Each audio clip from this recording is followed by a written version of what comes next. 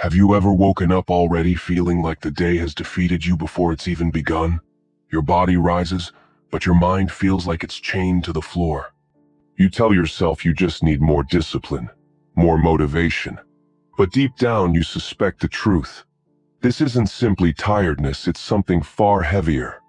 What if I told you that the constant exhaustion you feel is not a personal weakness, but the result of living in a world designed to keep you running until you break? Welcome to Stoic Blend, where ancient wisdom meets modern life.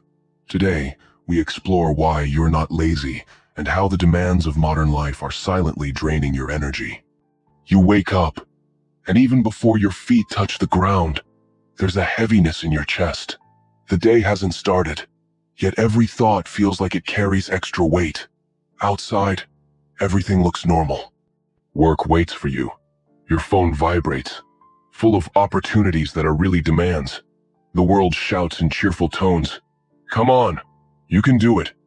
But here's what no one has told you: you're not just tired, you're unwell. And this illness isn't only yours, it's woven into the very fabric of our society. We live in a time where suffering hides behind smiles, where there are no chains, no shouting bosses, no visible cages, only a constant invisible command: perform. In the past, orders came from the outside. Today, they whisper from within.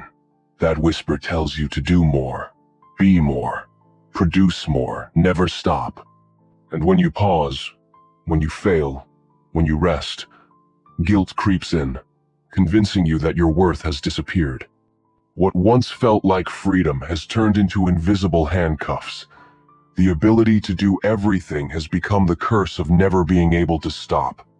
This is the society of endless performance, where rest feels like failure, and success is a moving target you can never quite reach. Do you feel anxious when you're not producing? Frustrated when you fall short of self-imposed goals, even though no one is demanding them from you? This is not ordinary stress. This is existential burnout, the kind no weekend getaway can cure. On the outside, you seem fine. Inside, you're hollowing out. And you're not alone. This is the natural result of a system that demands constant strength until you collapse. Once, control came from the top down: orders, rules, punishments. Now, it comes dressed as motivation. You're told you can do anything, that you're free.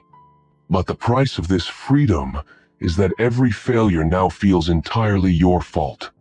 The prison today has no walls. It has goals, metrics, deadlines, and the guard is you. You've become both the worker and the boss, chasing an endless finish line.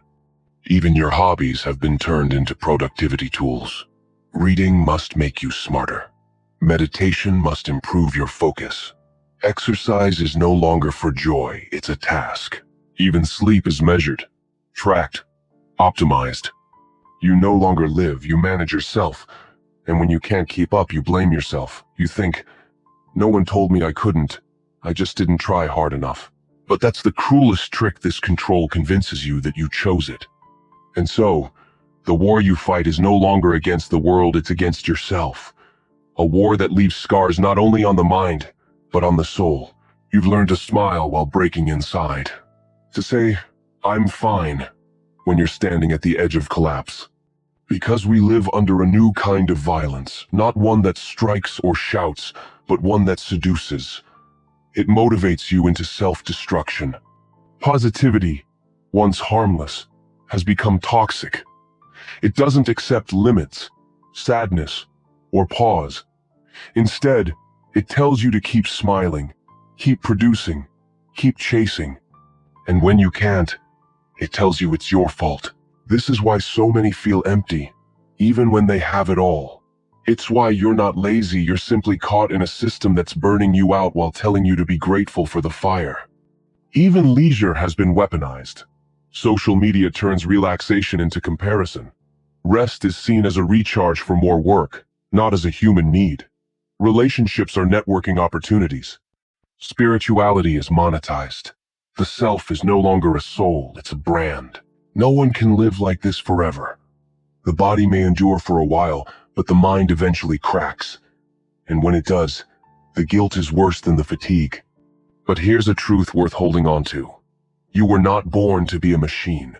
You were born to be, to feel, to simply exist without needing to justify that existence. This is why silence, stillness, and boredom, things we've been taught to avoid, are so important. True rest is not about efficiency.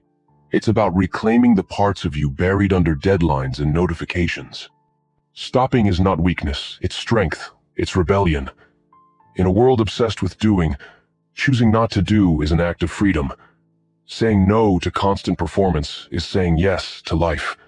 And when you finally allow yourself to step off the treadmill, you begin to see clearly. The burnout you feel is not a personal flaw. It's a symptom of a broken way of living. You are not failing because you're tired. You're tired because the world has pushed you beyond human limits. The first step to healing is not running harder. It's stopping, breathing, and realizing you were never lazy. You were simply surviving. So, I'll leave you with this. In a society that wants you to be always available, always producing, always chasing, dare to slow down, dare to say, enough. Because sometimes, the most stoic act of all is to stop. If this message spoke to you, subscribe to Stoic Blend. Join a community that values depth over speed, presence over productivity, and wisdom over noise. Your journey to reclaim your energy starts here.